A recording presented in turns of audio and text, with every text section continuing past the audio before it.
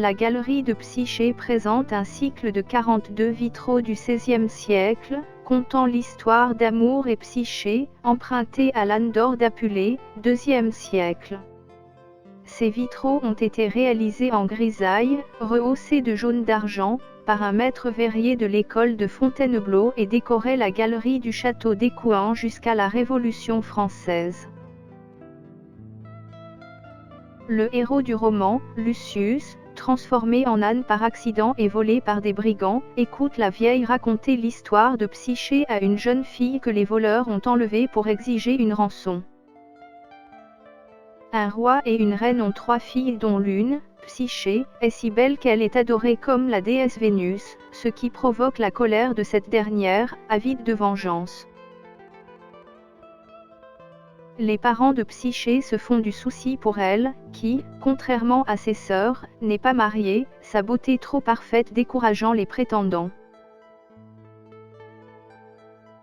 Le roi, avant d'offrir au dieu un sacrifice, consulte l'oracle qui lui révèle que Psyché doit être abandonnée sur une montagne, où l'attendra une funeste union avec un monstre. Le roi, attristé, fait part à la reine des paroles de l'oracle. Tandis que la mère est horrifiée, les 2 sœurs échangent un regard satisfait. On mène Psyché en procession jusqu'en haut de la montagne, où, pense-t-on, c'est la mort qui l'attend. Contre toute attente, Psyché est soulevée par le souffle de Zéphyr et se retrouve transportée sur un gazon fleuri, près d'une fontaine. Le vitrail associe les 2 scènes. Psyché découvre un somptueux palais où s'entassent 1000 richesses, tandis qu'une voix lui annonce que tout cela est à elle et que des servantes, qu'elle ne peut pas voir, mais seulement entendre, sont à son service. Sur le conseil de la voix, Psyché prend un bain, aidée de 3 servantes invisibles. Au sortir du bain, les 3 servantes s'empressent autour de Psyché pour la parfumer et la coiffer. Un festin est servi à Psyché par des serviteurs invisibles, tandis que des musiciens et des chanteurs, eux aussi invisibles, accompagnent ce délectable dîner. La nuit venue, celui qui va être son époux, et dont elle ignore tout, rejoint Psyché dans son lit, à la faveur de l'obscurité. En se retirant, il lui enjoint de ne jamais chercher à voir son visage, faute de quoi elle le perdra à tout jamais. Au matin, les servantes invisibles sont à nouveau là pour coiffer, parfumer et parer Psyché. Les jours passent, et Psyché peut mesurer l'amour de son époux, qui ne vient la voir que la nuit, aux richesses dont il la comble. Psyché a obtenu de son mystérieux époux, que Zéphyr transporte ses 2 sœurs jusqu'à elle.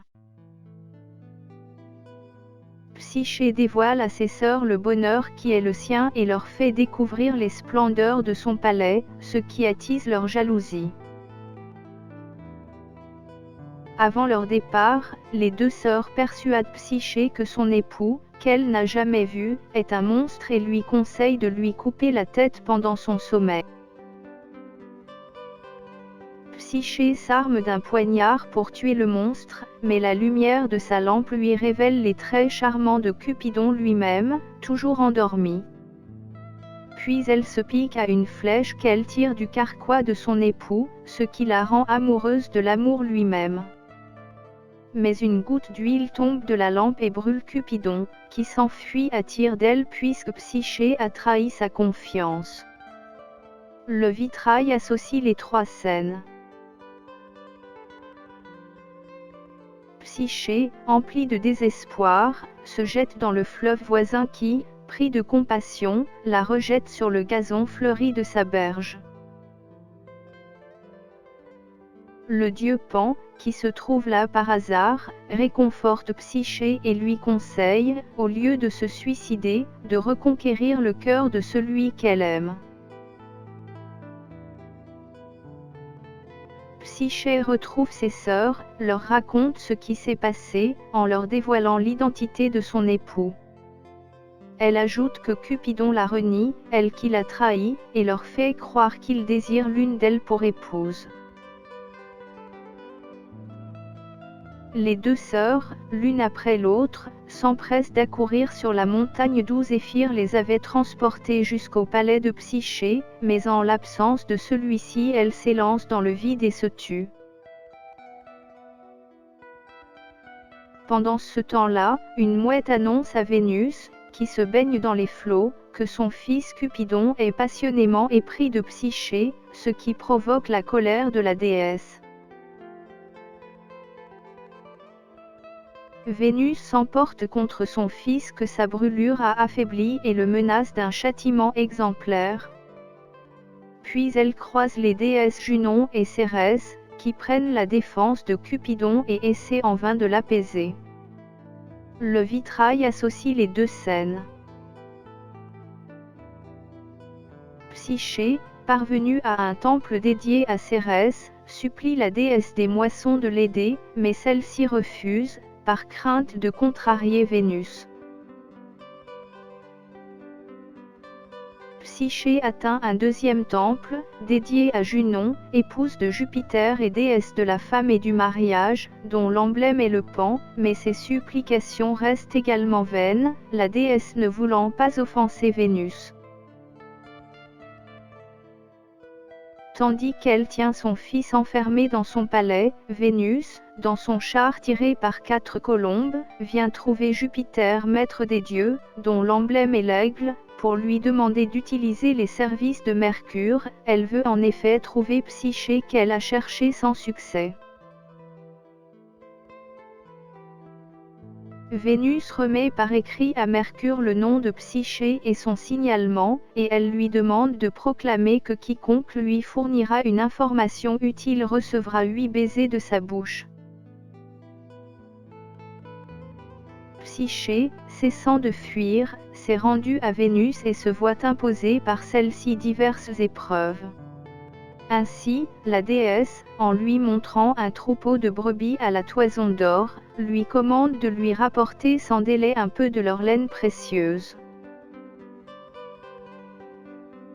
Un roseau, personnifié sur le vitrail, met en garde Psyché, tant que le soleil brille, il faut éviter ces brebis aux dents venimeuses et aux cornes acérées, remplies d'une rage meurtrière. La jeune fille recueille donc la laine une fois apaisée la fureur de ces animaux. Le vitrail associe les deux scènes. Comme dernière épreuve, Vénus charge Psyché d'apporter une boîte à Proserpine, épouse de Pluton, dieu des enfers. Cette dernière devra y déposer un peu de sa beauté, Vénus ayant épuisé la sienne en veillant sur son fils blessé. Psyché veut se jeter du haut d'une tour, le plus court chemin selon elle pour parvenir aux enfers, mais la tour, personnifiée sur le vitrail, se mettant à parler, l'en dissuade et lui donne tous les conseils qui lui permettront de mener à bien sa mission et de ressortir vivante du royaume infernal. Psyché traverse le fleuve des enfers sur la barque de Charon, auquel elle a donné une obole, prix du passage, car l'intraitable Noché, égal pilote de la barque, refuse quiconque ne s'acquitte pas de cette somme.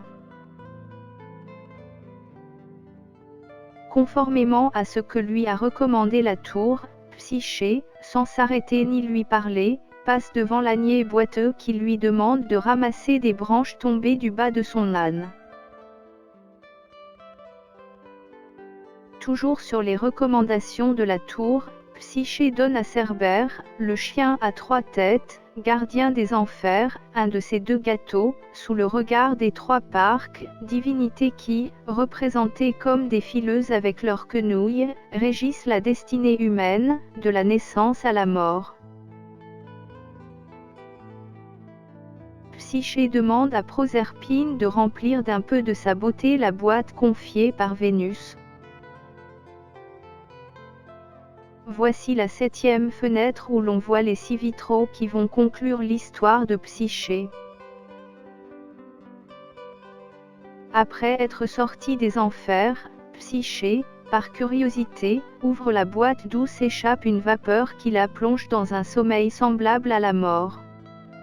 Cupidon, remis de sa brûlure et qui a pu s'échapper, vole jusqu'à son épouse et la réveille, en la piquant de la pointe d'une de ses flèches.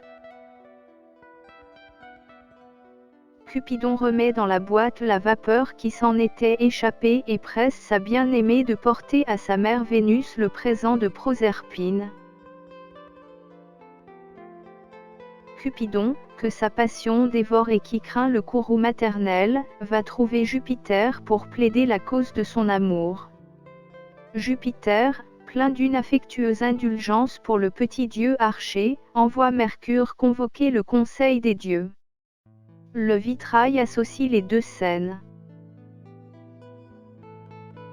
Devant les dieux, Jupiter, coupé sur ce détail, annonce sa décision d'unir à jamais Cupidon à Psyché, et impose sa volonté à Vénus. Sur l'ordre de Jupiter, Mercure enlève Psyché et l'emporte auprès des immortels. Deuxième scène présentée sur le même vitrail que précédemment. Psyché, après avoir bu une coupe d'ambroisie, qui lui a conféré l'immortalité, est fêtée par les dieux, tandis que les nymphes jettent des fleurs. Détail de la scène précédente, où l'on voit au centre Jupiter armé de sa foudre.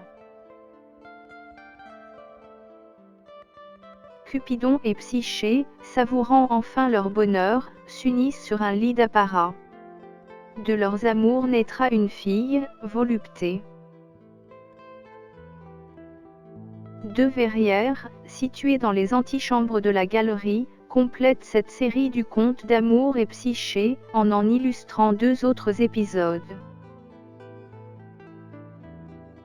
Psyché, cessant de fuir Vénus, se livre à elle, la déesse, folle de colère, confie à ses servantes le soin de la frapper de verge pour la punir d'être devenue l'épouse de son fils Cupidon.